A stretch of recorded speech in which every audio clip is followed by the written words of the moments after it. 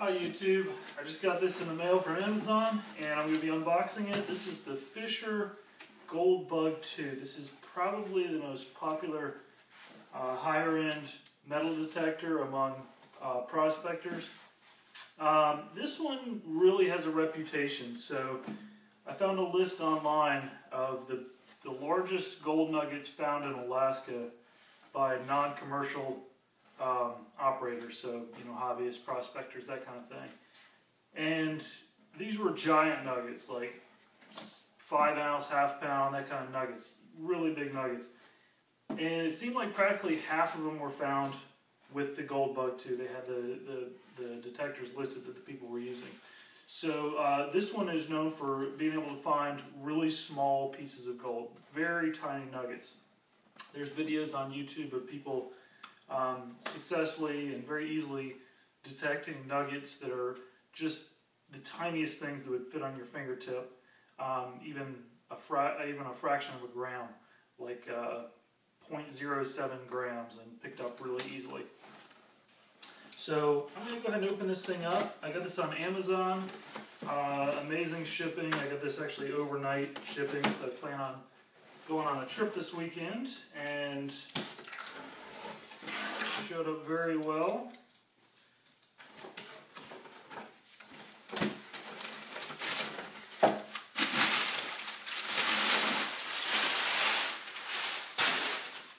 Alright, so the outer box is containing this smaller inner box. It's also very lightweight. It's listed as 2.9 pounds. Even with the packaging, it feels pretty light. Let me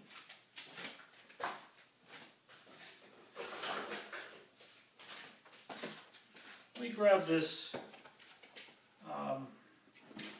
tape measure here. I'm going to measure it for you. It is 22 inches long by 12 inches wide. So it looks, even with the packaging, that would fit in a backpack, which is good.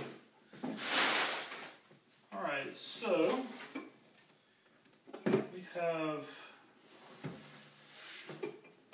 a date on it. This one is with the 6.5 inch elliptical search coil, the smaller one.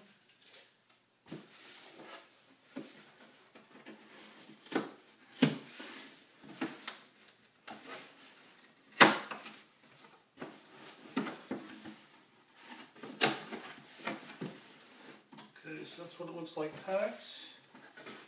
Oh wow, the search coil is actually smaller than I expected or envisioned.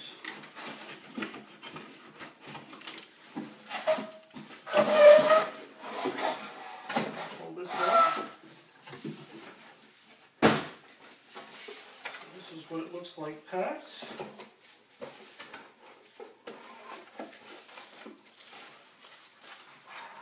Okay. First things first, we have a manual and a CD. I have no idea what my training video is on a CD there. 5-year limited warranty is in there.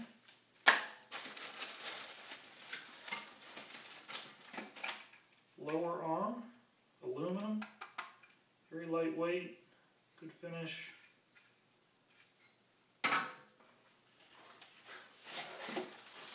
Here's the search coil. Oh, look at that. It's pretty small. And that's, I guess, 6.5 inches long.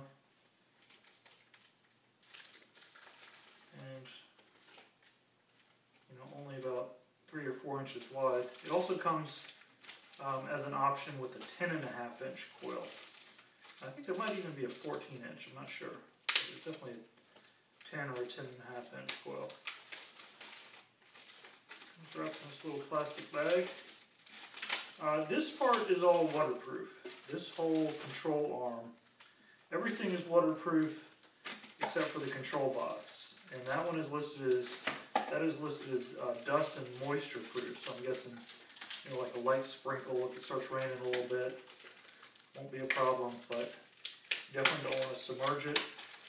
This part, the search coil part, and the lower arm, all this, the wire connection, all that is fully waterproof. It's submergible. You you can actually dunk this underwater. They also make covers for this thing. I plan on getting one. One thing I wasn't expecting is this bottom looks like epoxy.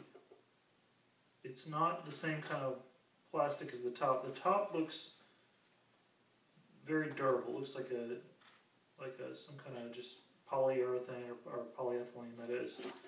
But the bottom part looks like some kind of epoxy. It might not, I don't know how, I mean, it feels hard, but I guess we'll just have to see how durable that is. But I do plan on getting a cover for that.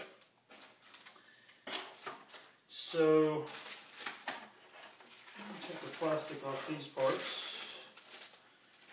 Here's the main part, the control box. So what we have is a sensitivity level, which is 0 through 10. There's actually an off. We have ground reject, which I believe is also known as ground balance. I'm not sure though. Volume, 0 to 10. These are all 0 to 10. We have a iron discrimination mode and an audio boost mode, and we have a setting for ground mineralization, low or high. That is for if you're in soil that has what they call hot rocks, ferrous rocks, rocks containing iron. You can set that to either low mineralization or high mineralization. From what I've read, you can also use that for if you're searching at the beach, because salt water is of course very conductive. You would put that into high mineralization mode, and that would give you better results. So the housing is plastic. Some people might not like that, but it's also very lightweight. The speaker port is on top there. Some little grills. On the back, this is where the batteries go in. There's 2 little areas for the batteries. I'll go ahead and open those up. Looks like it comes with a couple of energizers, which is nice.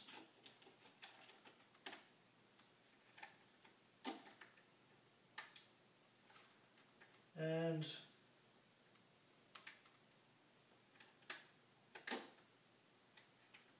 I'm a little bit of trouble getting this. There we go.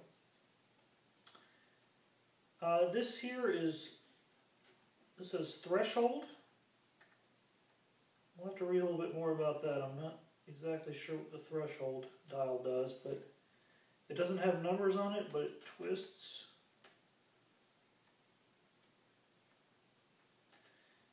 And the wire connection, let's see how that comes apart. Little thumb screw there, you unscrew it, and then nice plug. This is where most of your weight is. This is probably about 2 pounds. This is probably about 1 pound. So there you have it, the Fisher Gold Bug 2. One of the best gold detectors on the market. You can also use this for searching for coins, relics, anything really. It has extreme sensitivity, 71 kilohertz, for finding very small pieces of gold, very small gold nuggets. That's what its specialty is. Feels pretty comfortable here. The forearm part is definitely massive. So if you're not scrawny like me, even if you're a big muscular guy, you'll have plenty of room in there. And this part is designed so when you lay it on the ground, it has something to stand on. So let's go ahead and assemble these 2 components.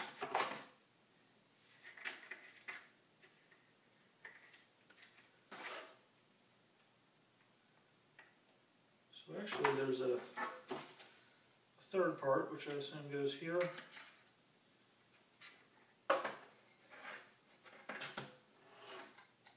This is a little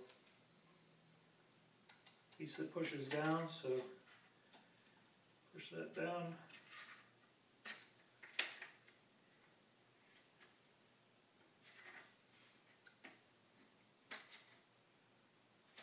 First time I've played with this, so there we go. So you have, I think this one might just be one level, one length. Yeah, this one is not where you adjust the length. You get water there. That just goes in right there. This one here, these holes are where you adjust the length. So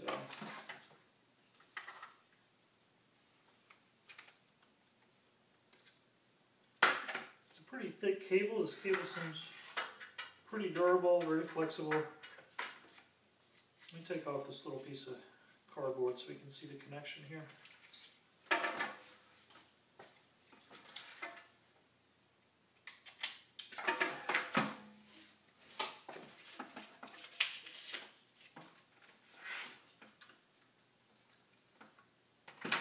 I got the smaller coil because apparently it's a little bit more sensitive. You can get it in smaller cracks, crevices, valleys, that kind of thing.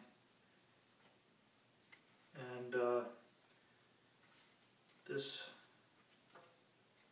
part tightens up there.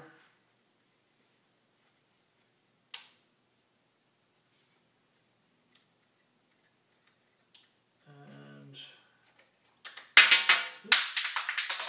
I'll go ahead and take this part off just so we can see how it works. One of the things you can do with this, so it detects beneath the pad and also above the pad just as well. So what I've seen people do is if they have a pile or a shovel full of dirt that they're getting a reading on, they'll take a handful of dirt or a shovelful, and just while it's sitting on the ground, they'll just pass it over. And if it doesn't read, they just toss it out, try another handful, pass it over, toss it out. Maybe get that piece that fell off.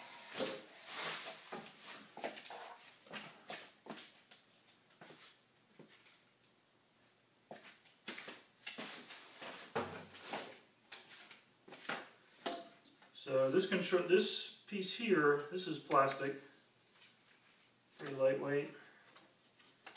So we have two pieces of aluminum, and then the final piece is plastic. Go ahead and put this back in.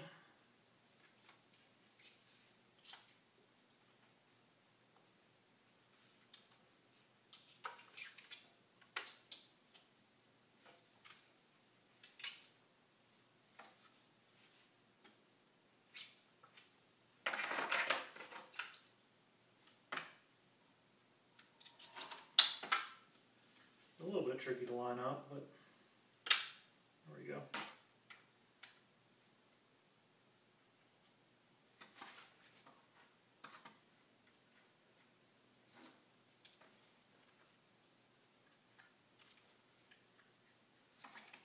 So I guess what you do is tighten it just enough so that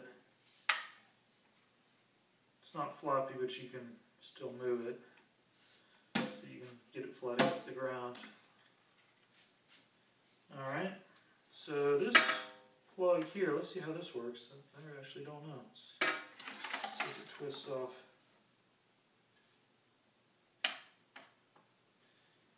It's got looks like a nut at the bottom, but oh, there we go. Alright, so it does twist off. It's all plastic there. Or actually, you know what, that's just this is like a little coil that I guess helps it bend without damaging the connection, but it's still connected there by a nut, so I guess if you would need a wrench to take that off, but I'm assuming that does come off. But let me go put that back on. Okay, so one other thing that I want to do before I finish assembling this thing, I want to measure each piece. I want to do this because I plan on putting this in a backpack, and I want to see what my total length would be packed up. So this piece you could take apart. Bottom part with the search coil. With the search coil attached is 22 inches. Without the search coil, it's 20 inches. So if you were to take the search coil off, that would be 20 inches. This, of course, is much less, definitely not the limiting factor, 15 inches. This, I'm guessing, might be the most cumbersome part to put in a backpack. But the total length from end to end is 21.5 inches. So slightly longer, it's 1.5 inches longer than this piece by itself. So this would be your longest piece by 1.5 inches. Doesn't look like you can make it any shorter. I suppose you could take off this piece. There's a screw there, but I'm assuming the aluminum rod goes all the way to the, it does. It goes all the way to the end. I can see that. So you wouldn't save yourself any length there. You could take off this control arm. Actually, I read that you can take the control arm, but it looks riveted. It appears to be riveted on there. So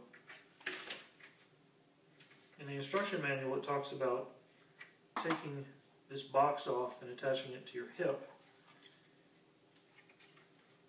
But I don't see how to do that. It appears to be riveted on there. All I see is a rivet. Maybe I'm missing something, but nope. Alright, so let's go ahead and put this thing together. We're going to go ahead and put this back on.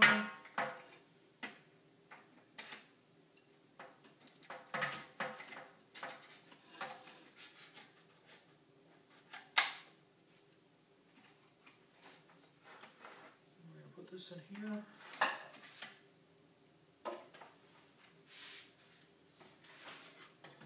Also give you the measured lengths from the shortest setting to the longest setting. Okay. Alright, so that's with the longest setting.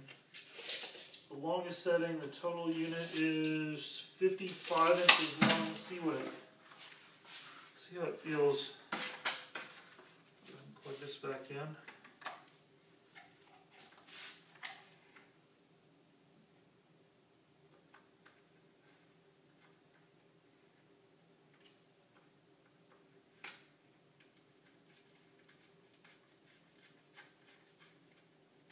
this would be round around there, but for the time being I'm just going to leave it like that.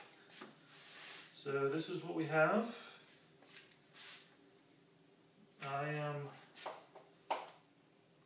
I'm 5'10", and that's fine for me at the longest setting. It sticks out a little bit, but we go all the way to the shortest setting.